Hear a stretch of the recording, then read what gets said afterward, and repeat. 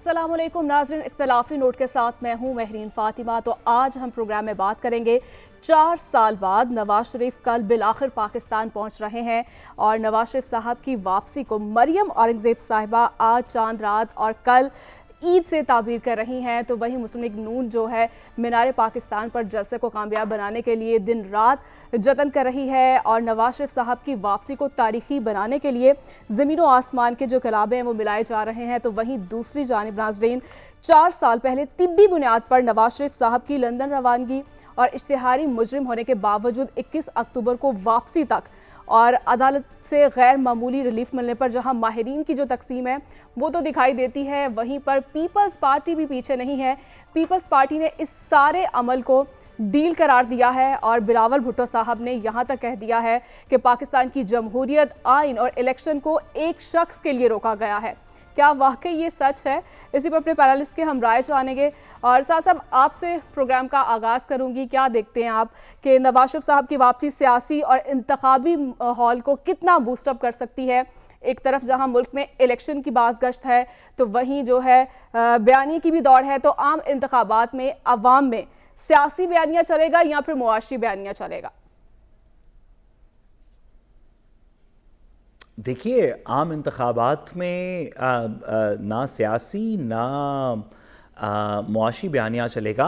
आम इंतखाबात में नवाज शरीफ साहब होंगे और वोट होंगे, बस। इसके अंदर क्या बयानिया क्या होता है? इसके अंदर ये बयानिया और कानून और जमहूरियत और इस तरह की चीज़ें छोड़ें, देखें तो सही कि कल कितना बड़ा दिन है। अब सिर्फ बेसिकली 2-3 सवाल रह गए हैं। अब कल इतना बड़ा दिन है, नवाज शरीफ साहब पाकिस्तान अल्लाह ताला के फजलो करम से, खैर व आफियत से, सेहतमंदगी से सेहत में अपनी वापस आ रहे हैं और आगे जो जमहूरियत का पंडाल लगने जा रहा है उसके अंदर आप देखेंगे कि कैसे एक रवां बहते हुए दरिया की तरह नवाज शरीफ साहब के रेले के साथ सारे पाकिस्तान के कौम के ख़ास तौर पे हमारी यूथ के जो दिल हैं वो नवाज शरीफ साहब के साथ होंगे और वो झोंक तर झोंक निकलेंगे और नवाज शरीफ साहब के लिए वोट करेंगे। इसके अंदर क्या दो राय है या क्या शक हो सकता है? अब सवाल सिर्फ बुनियादी से सिर्फ 2 रह गए हैं।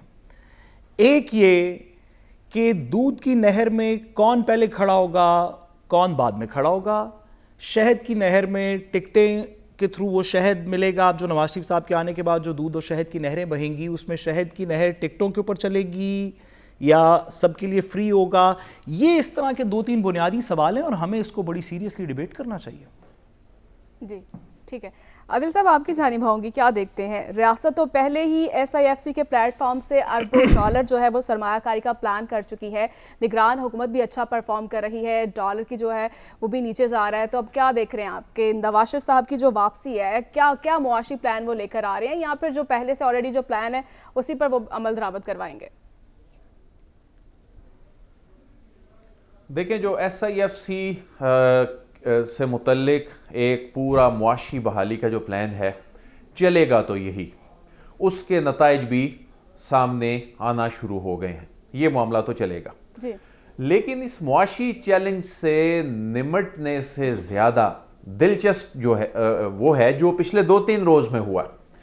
क्योंकि कोर्ट रिपोर्टिंग करते हुए हमने वो दिन भी देखा कि जब जज मोहम्मद बशीर साहब की अदालत में मियां नवाज शरीफ साहब सामनी रो में बैठे होते थे और एक दिन का रिलीफ लेने के लिए वो कहते थे कि मैं अपने आप को अदालत के रहमो करम पर छोड़ता हूँ, मुझे नेक्स्ट जो पेशी है उसमें रिलीफ दिया जाए, मैं पेश ना हूँ।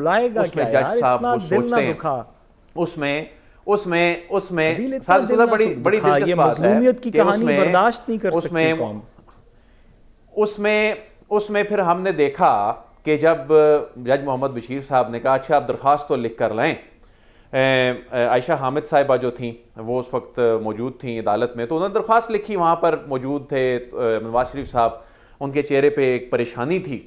लेकिन जब जज साहब के सामने वो दरख्वास्त गई, उन्होंने कुछ देर सोचा और उसके बाद कहा ठीक है आपको एक समात के लिए रिलीफ देता हूँ। तो नवाज शरीफ साहब के चेहरे पे उस वक्त जो खुशी थी कि एक बड़ा रिलीफ मिल गया कि अगली मर्तबा अगली पेशी में अदालत में पेश नहीं होना पड़ेगा। वही जज मोहम्मद बशीर साहब जो हैं وہ اپنی ان کی فیملی میں ایک ڈیتھ ہو گئی، اس کے باوجود وہ اس مصروفیت کو چھوڑ کر آئے اور آ کر انہوں نے ایک انتہائی اہم نوعیت کا کیس سنا، اور نواز شریف صاحب کا جو توشہ خانہ کیس والا جو معاملہ ہے اس میں انہوں نے کہا جی انہیں گرفتار نہ کیا جائے.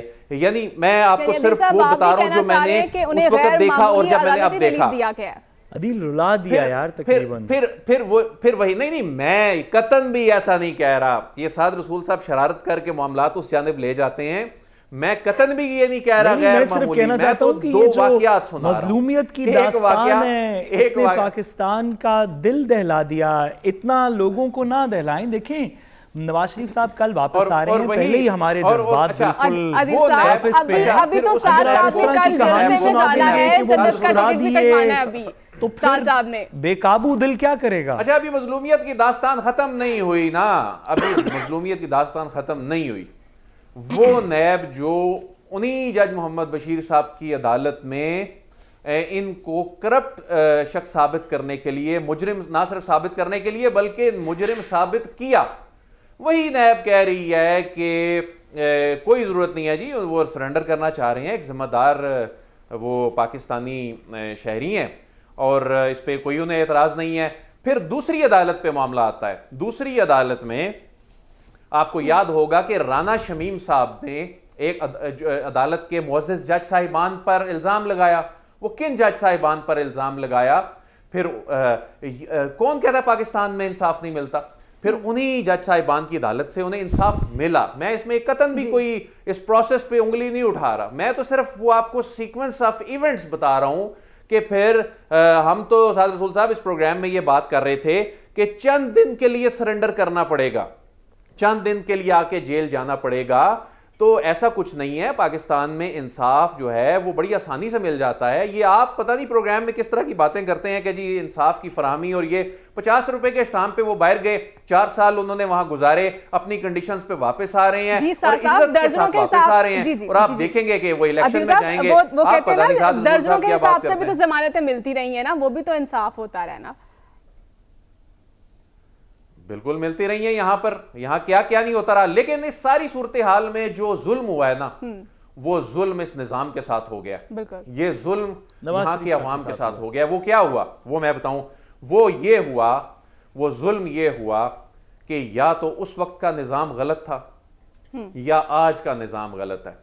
اور اگر اس وقت کے نظام کو اب غلط کہا جا رہا ہے تو اس بات کا کیا ثبوت ہے کہ آج کا نظام ٹھیک ہے اور چند سال بعد یہ نہیں کہا جائے گا کہ آج جو کچھ ہو رہا ہے یہ غلط ہے. اس میں اس نظام سے لوگوں کا اعتماد اٹھ رہا ہے. کبھی تو یہ غلط تھا, ان دونوں میں سے اگر یہ ایک مرتبہ بھی غلط تھا تو لوگوں کا اعتماد تو اس پہ اٹھ جائے گا. جی ٹھیک ہے, لوگوں کا اعتماد اٹھ جائے گا. حسن صاحب آپ کی جانب آؤں گی, کیا دیکھتے ہیں آپ جس طرح سے مسلم لیگ نون جو ہے اس جلسے کو کامیاب کرانے کے لیے دن رات جتن کر رہی ہے, بلکہ یہاں تک یہ بھی سننے میں آ رہا ہے کہ اس جلسے کو جو ہے الیکشن قرار دیا جا رہا ہے, واقعی ایسا ہے؟ دیکھیں الیکشن کہنا تو قبل از وقت ہے, بلکہ آپ یہ یوں کہہ سکتے ہیں کہ مردے گھوڑے میں جان ڈالنے کے مترادف ہو سکتا ہے, جس طریقے سے یہ کوششیں کر رہی ہیں کہ کسی طریقے سے مردے گھوڑے میں جان ڈال کر اس کو جو ہے وہ بگایا جائے, دہرایا جائے اور پھر کو پارٹی کو مضبوط کیا جائے.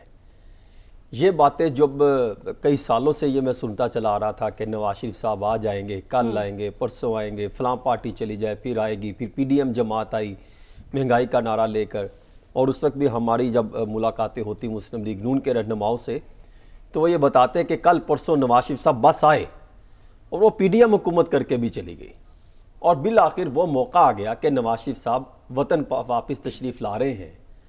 اور میں سمجھتا ہوں کہ اب وہ آ رہے ہیں تو ان کے استقبال جس طریقے سے وہ زور و شور سے ہو رہا ہے, یہ بھی مسلم لیگ نون کے لیے ایک بہت بڑا چیلنج ہے. ہم ماضی میں دیکھتے آئے ہیں کہ مینار پاکستان پر جلسہ کرنا اور پھر اس کو بھرنا, یہ ایک سیاسی جماعت دوسرے کو جو ہے وہ ٹارگٹ دیتی تھی, چیلنج دیتی تھی کہ آج ہم نے یہ کر لیا, اب آپ کا چیلنج ہے. تو میں یہ سمجھتا ہوں کہ اب تک جو بھی اقدامات ہو چکے, کل کا جلسہ بہت ہی اہمیت رکھتا ہے, اور اگر وہ بھرنے میں اور عوام کو لانے میں کامیاب ہو جاتے ہیں تو یہ معاملہ یہاں نہیں رکے گا, بلکہ اس کا آگے تسلسل دیکھنا پڑے گا کہ نواز شریف صاحب جلسے میں کیا اپنا بیانیہ لے کر آتے ہیں. ابھی معلومات سامنے آ رہی تھی، شاید وہ دیکھ کر تقریر نہیں کریں گے. اور ابھی تک جتنا میں احاطہ دیکھ کر آیا ہوں تقریباً میں نے یہاں پر پی ٹی آئی کے جلسے بھی دیکھے، جمعیت علماء اسلام کے جلسے بھی دیکھے، جماعت اسلامی کے جلسے بھی دیکھے، پی ڈی ایم کے جلسے بھی دیکھے. اس دفعہ یہ کوشش کر رہے ہیں کہ وہ پی ٹی آئی والے سسٹم کو اپنے پہ لاگو کر کے صرف جھنڈے جو ہیں وہ مسلم لیگ نون کے لگائے گئے، اور بھرپور طریقے سے کوشش کی جا رہی ہے کہ کامیاب ہو جائے. مجھے لگتا ہے کہ کامیاب بھی ہو جائے گا. لیکن جو عوام اتنی دور دراز سے آ رہی ہے اپنے قائد اور اپنے لیڈر کو سننے کے لیے، وہ جو ان کی ذہن سازی ہوئی، بیانیہ ایڈجسٹ ہوا، وہ اس سے ہٹ کر سننا چاہ رہے ہیں کہ یہ کیا لے کر آ رہے ہیں. اب اگر یا تو وہ معاشی امپلیمنٹیشن کا پلان لے کر آ رہے ہیں اور پھر اس پر عمل درآمد، اگر تو وہ پلان لے کر آتے ہیں، امپلیمنٹیشن پلان نہیں بتاتے، تو پھر تو وہی ہوگا کہ جس طرح ماضی میں آپ نے ملک سنوارو اور پھر قرض کے حوالے سے پھر جو ہے ووٹ کو عزت دو، اس طرح کا بیانیہ ہی تک ہوگا.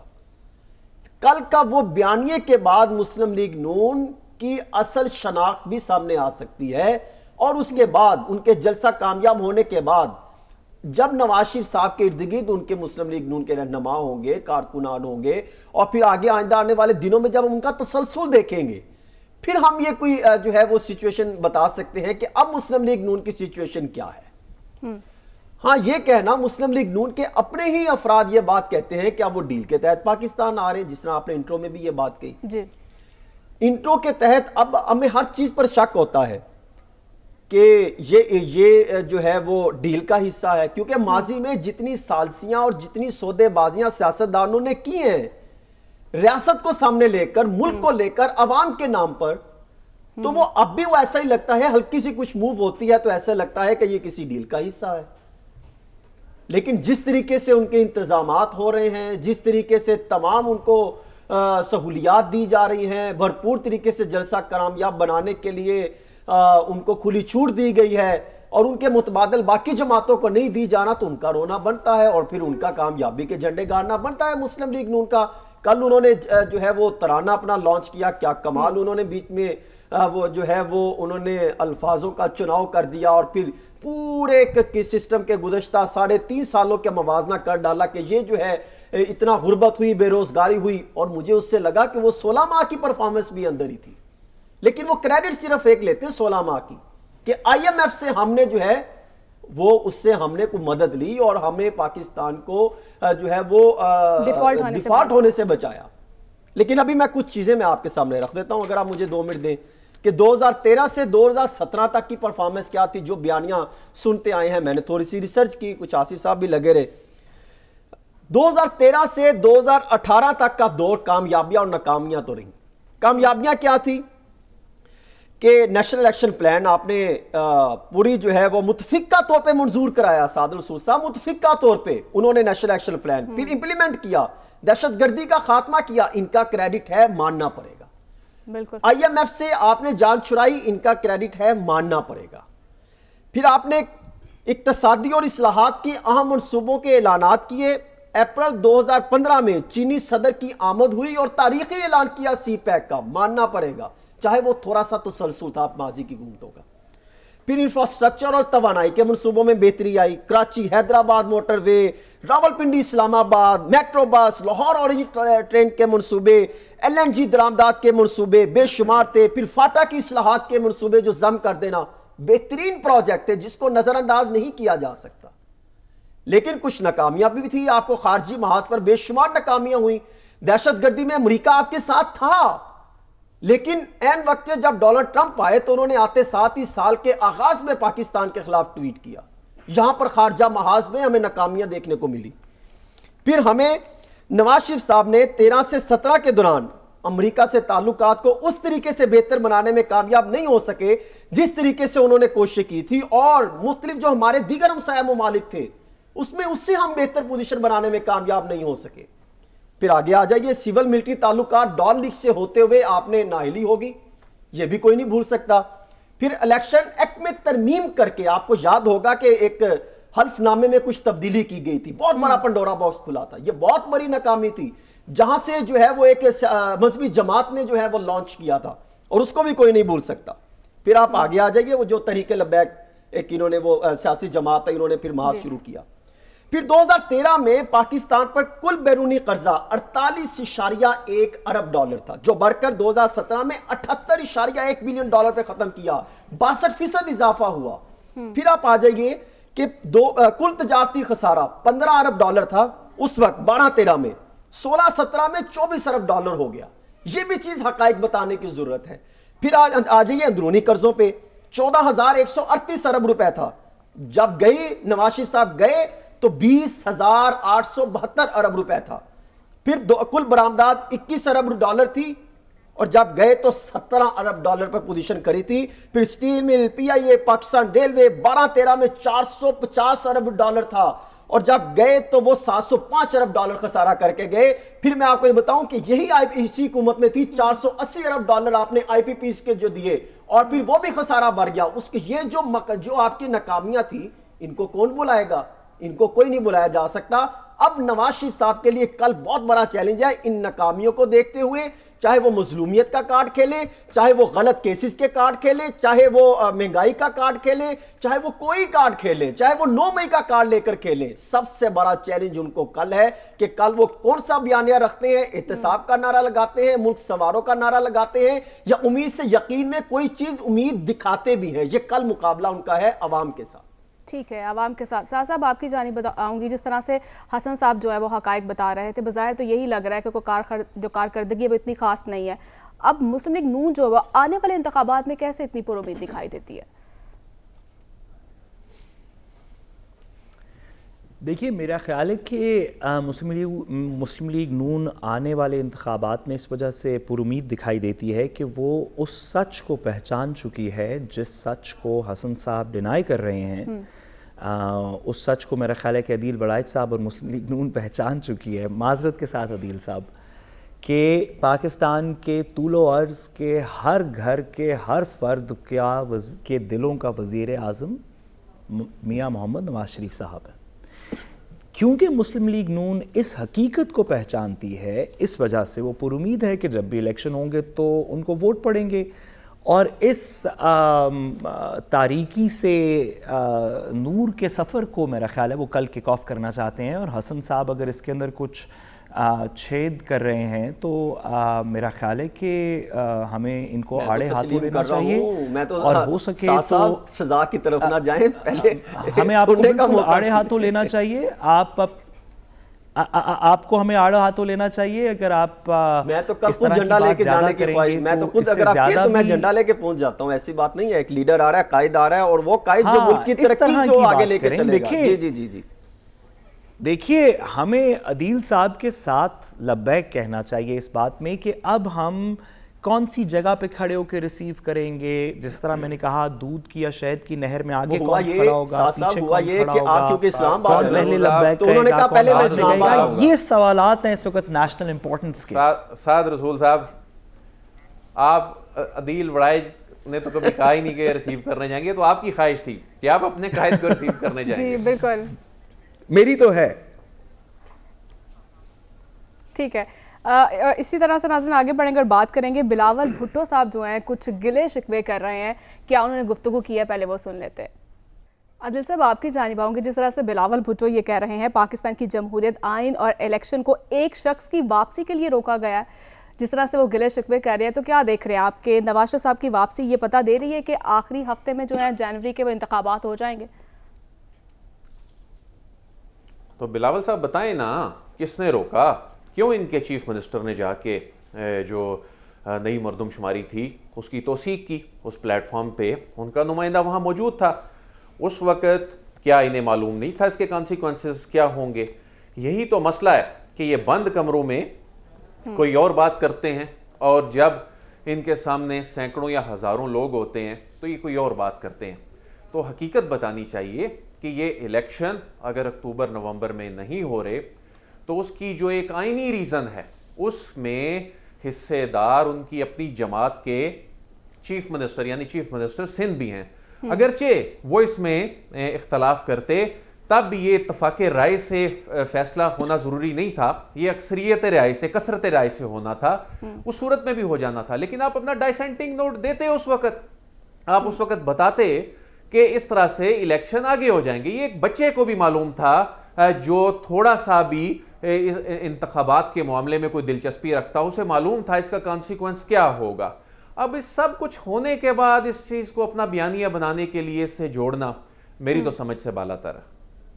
ٹھیک ہے حسن صاحب, آپ کچھ کہنا چاہیں گے نواز شریف صاحب کی واپسی کو کیا دیکھتے, کیا انجام دیکھتے ہیں آپ؟ دیکھیں میرے خیال میں نواز شریف صاحب کی واپسی کے بعد جتنی مخالف سیاسی جماعتیں ہیں, شاید وہ پی ٹی آئی تو بہت بڑی جماعت ہے اپوزیشن میں, اور ان کے ساتھ اگر دیکھا جائے چاہے وہ پاکستان پیپلز پارٹی ہو, پی ڈی ایم اور دیگر جماعتیں ہوں, نون لیگ کو نکال دیں, وہ ان کے لیے سوگ کے دن شروع ہو گئے, ان کے لیے مایوسی کے دن شروع ہو گئے, اور ان کے لیے تاریخ راتیں شروع ہو گئی. کیونکہ نواز شریف صاحب نے پاکستان آنے کے بعد جو میں ماحول دیکھ رہا ہوں, جو حالات بدلتے دیکھ رہا ہوں کہ عوام جس طریقے سے جوش و خروش کے ساتھ اپنے لیڈر کا استقبال کرنے آ رہی ہے, اور جس طریقے سے پنڈال سجایا گیا ہے, جس طریقے سے یو سی سے لے کر اوپر والی سطح تک مسلم لیگ نون نے کیمپین کی ہے چیف آرگنائزر مریم نواز شریف صاحبہ کی سرپرستی میں, مجھے لگتا ہے کہ کل نواز شریف صاحب بھی کوئی سرپرائز دیں گے. اور پھر وہی بات کر رہا ہوں کہ اگر وہ بڑا سرپرائز دے گئے, بڑی کوئی اناؤنسمنٹ کر گئے, تو پھر یہ جو مسلم دیگر سیاسی جماعتیں ہیں, سو کیا اس کے بھی آگے کوئی حالات بنتے ہیں تو وہ شاید وہاں پر چلتے دکھائی دے گی. یعنی ان کی واپسی سے مسلم لیگ نون کو کوئی نہ کوئی بوسٹ اپ جو مل سکتا ہے. تو ناظرین اس کے ساتھ ہی مجھے بریک لینی ہے, تو بریک کے بعد واپس آئیں گے. اسٹے ود اس.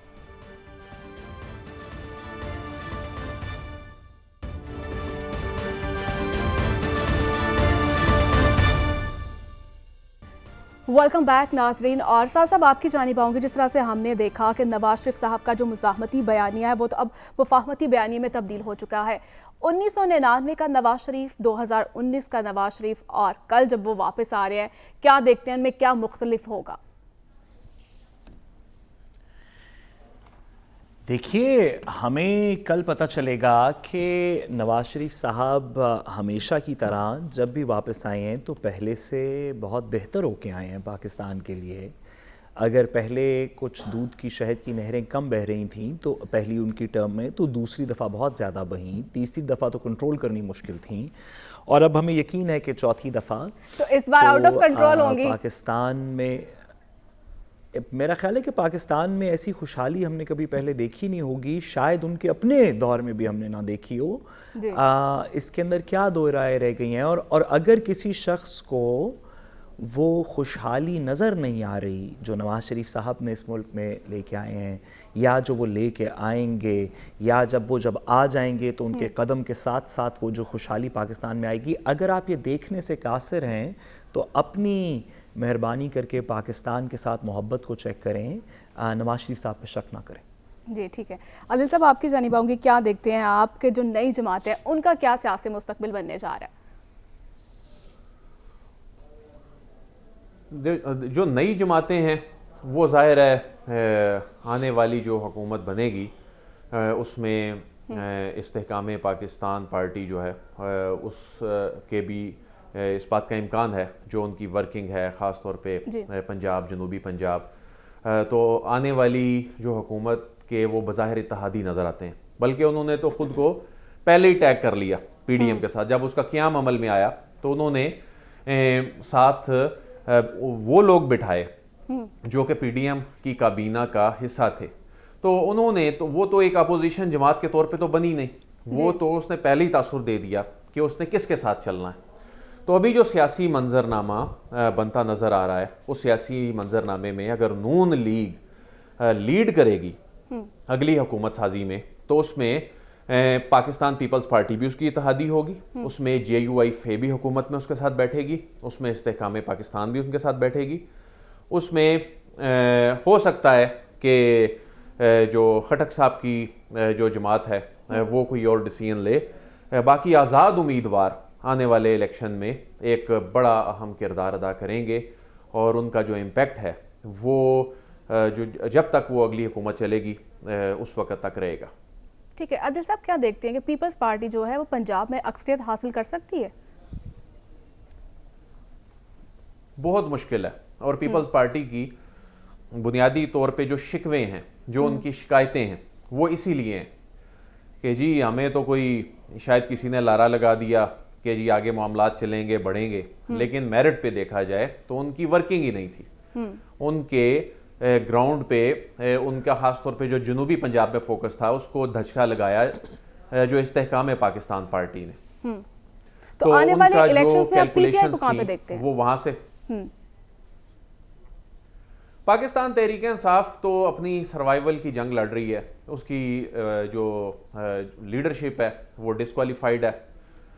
उसमें हो सकता है कि आने वाले इलेक्शन में दो सिनेरियोज हैं पाकिस्तान तहरीक इंसाफ के।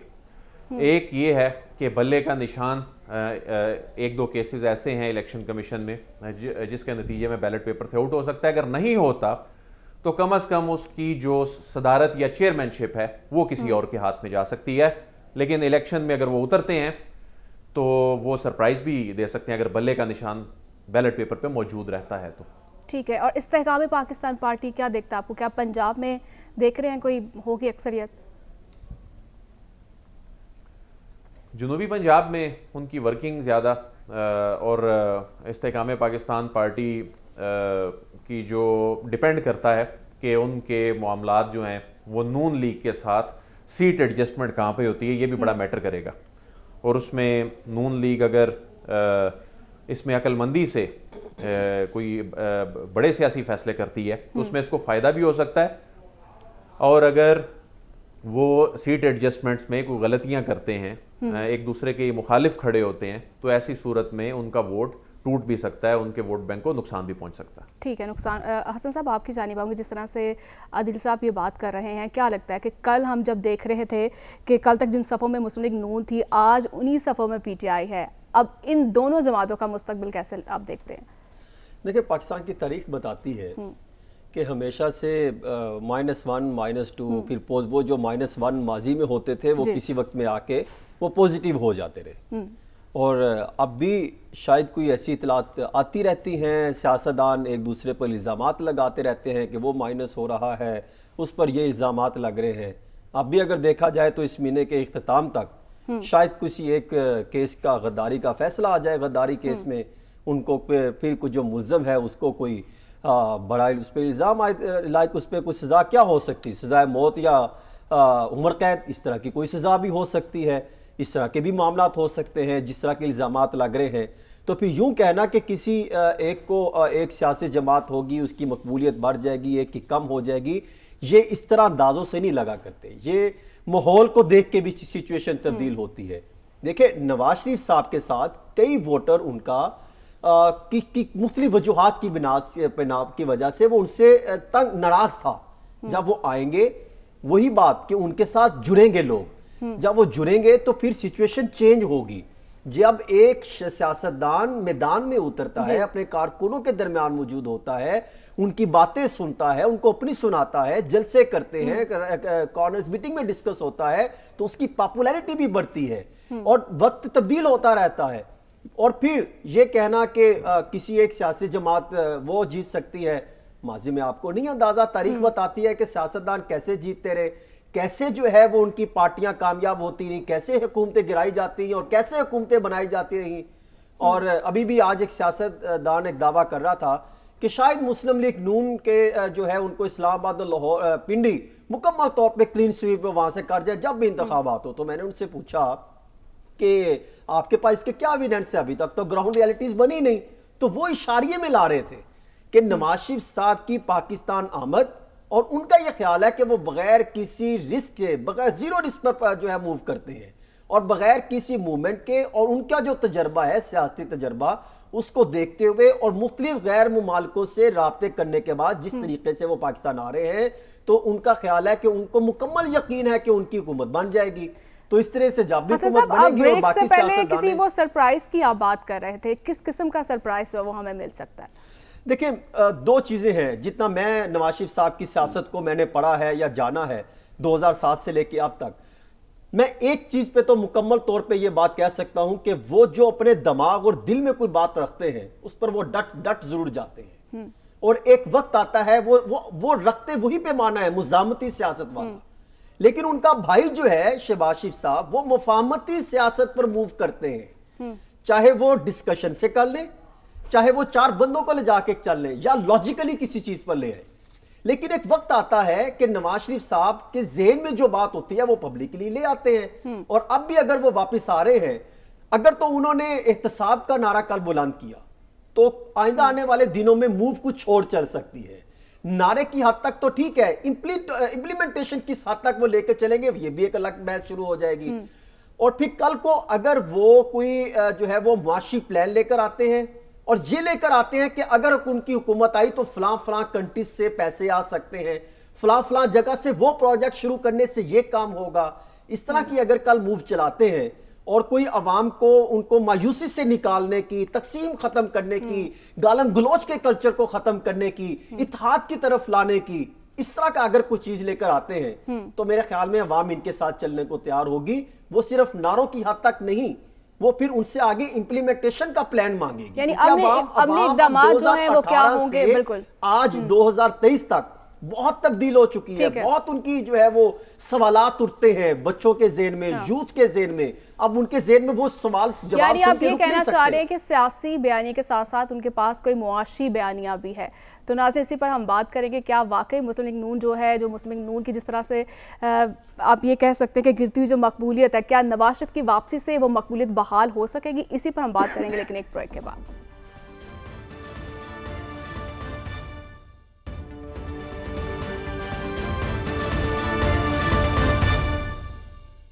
ویلکم بیک ناظرین، اور بات کریں گے جس طرح سے اسرائیل 2 ہفتوں سے فلسطینیوں کی نسل کشی کر رہا ہے. غزہ میں اسرائیل کے حملوں سے نہ تو بچے محفوظ ہیں، نہ ہی خواتین، نہ ہی عبادت گاہیں، نہ ہی ہسپتال اور تاریخی عمارتوں کو بھی نشانہ بنایا جا رہا ہے. اور حملے کے نتیجے میں اب تک 3900 فلسطینی جو ہیں وہ شہید ہو چکے ہیں، 13,000 سے زائد زخمی ہے.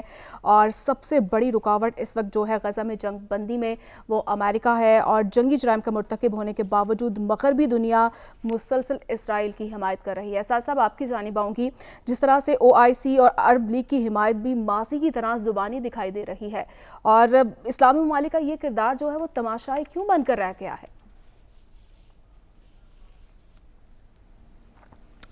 دیکھیے، اس میں بہت سی شاید وجوہات ہیں. اس میں سے ایک وجہ انٹرنیشنل ڈپلومیسی کے چینلز ہیں، ہسٹوریکل کنیکشنز ہیں، ایبراہم اکارڈز کی طرف لوگ جا رہے تھے انفارچونیٹلی. ایک تو اس کا یہ ہسٹوریکل بیگیج ہے، ساتھ ہی ساتھ اس کے اندر کچھ میرا خیال ہے اس طرح کے بھی ایشوز ہیں کہ لیڈرشپ کے اندر ایک پرٹیکولر کائنڈ آف اسٹرینتھ ہونی چاہیے، ایک ایسی جمہوری طاقت ہونی چاہیے لیڈرشپ کے اندر جو کہ ایسے فیصلے کر سکے جس سے اگر ملک دنیا کی آنکھوں میں آنکھیں ڈال کے دیکھے تو عوام کم از کم اس لیڈر اور اس فیصلے کے ساتھ ہو. میرا خیال ہے کہ اس طرح کے شاید لیڈرز بھی اگر آپ گرد و نواح میں دیکھیں اس خطے کے اندر جہاں پہ اس طرح کے اسٹرانگ فیصلے آنے والے دنوں میں کرنے پڑیں گے تو شاید کچھ لیڈرشپ کو اسٹرانگ ہونا پڑے گا، شاید ہمیں کچھ ایک انڈیپینڈنٹ پالیسی رکھنی پڑے گی. لیکن اس سب سے زیادہ بڑھ کے یہ تو ایک دنیاوی مٹیریل ڈپلومیٹک کنسرنز ہو گئے. اس سے زیادہ بات یہ ہے کہ قوموں کے اندر جدت تب آتی ہے، قومیں ترقی تب کرتی ہیں، قومیں آپس میں مل کے ایک دوسرے کا دکھ درد تب بانٹتی ہیں جب وہ کسی پرنسپل کے اوپر کھڑی ہوتی ہوں. تو ہمیں بطور ایک ملک پاکستان اور دیگر مسلم ممالک کو بھی انڈیویجولی بھی کلیکٹیولی بھی ایک چیز کا فیصلہ کرنا ہے کہ کیا ہم لوگ مسلمانوں کے خلاف بربریت میں کسی کا ساتھ دیں گے یا مسلمانوں کے ساتھ کھڑے ہوں گے یا نہیں ہوں گے. جب ہم کسی کو کہتے ہیں کہ آپ ہمارے ساتھ کشمیر میں کھڑے ہوں، جو کہ ہمیں تمام لوگوں کو کہنا چاہیے اور یہی حق کا سٹانس ہے، پاکستان کو کنسسٹنٹلی یہ کہنا چاہیے، تو کیا جب دیگر لوگ کہتے ہیں کہ آپ ہمارے ساتھ فلاں جگہ پہ کھڑے ہوں تو کیا ہم وہ فیور ریٹرن بھی کر رہے ہیں؟ اس طرح کے کچھ بنیادی فیصلے میرا خیال ہے آنے والے دنوں میں پاکستان کو دیگر ممالک کے ساتھ کرنے پڑیں گے. صرف پاکستان کو نہیں، خطے کے تمام ممالک کو کرنے پڑیں گے، جس کے بعد یہ فیصلہ ہوگا کہ آنے والے مہینوں میں، سالوں میں فلسطین اور اسرائیل کی کانفلکٹ کا رخ کس طرف جائے گا. ٹھیک ہے عادل صاحب، آپ کی جانب آؤں گی. جس طرح سے خطے میں جنگی بیڑوں کی آمد جو ہے وہ بڑی جنگ کا پیش خیمہ لگتا ہے، تو کیا واقعی جو تیسری جنگ عظیم کا آغاز تو نہیں ہونے جا رہا؟ دیکھیں، جس انداز میں یہ معاملات چل رہے ہیں اور بڑی قوتیں जिस तरीके से जो कि इंसानी हकूक़ की अलमबरदार भी बनती हैं, इस मामले पे ना सिर्फ आंखें बंद किए हुए हैं, जानबूझकर आंखें बंद किए हुए हैं, बल्कि वो पूरी तरह फैसिलिटेट कर रही हैं इसराइल को, उनकी पूरी सपोर्ट कर रही हैं, उनको जिस तरह से जो जंगी इमदाद दे रही हैं। तो ये तो एक बड़ी गेम नज़र आती है, ये जंग का दायरा कार भी फैलता हुआ नज़र आ रहा है। और जिस तरह से सोचे समझे मंसूबे के तहत एथनिक क्लिनजिंग की जा रही है, तो ये इतना सिंपल मामला नहीं है, ये कोई मामूली जंगी जुराइम नहीं है, जिसमें जिस तरह से वहाँ कोई हस्पताल महफूज नहीं है दुनिया में। मतलब आप ये देखें कि जिस अंदाज में ये अभी 2 दिन पहले उस हॉस्पिटल पे अटैक किया गया, जिसमें बच्चे शहीद हो गए, ख़वातीन शहीद होंगी, लोगों ने पनाह ली हुई थी, मरीज जो हैं वो जाँ बहक हो गए, और उस पे भी जिस तरह से ये मगरबी कुव्वतें जो उसमें जवाब पेश कर रही हैं, तोजी पेश कर रही हैं, ये बड़ा शर्मनाक है, अफसोसनाक है।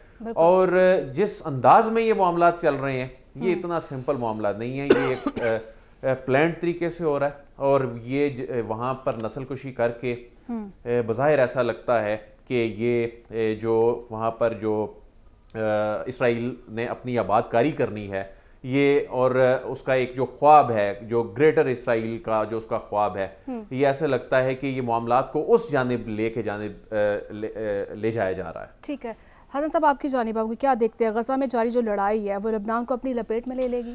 देखिए, मशरिक वुस्ता में मुझे लग रहा है कि मशरिक वुस्ता इस वक्त खाई जो है ना उसके किनारे पर ला के खड़ी है, और ये पूरा मामला मशरिक वुस्ता को इस खाई में धकेलने के लिए ये जो सुपर पावर जो अपने आप को कहती है उसका किया हुआ धरा हुआ है।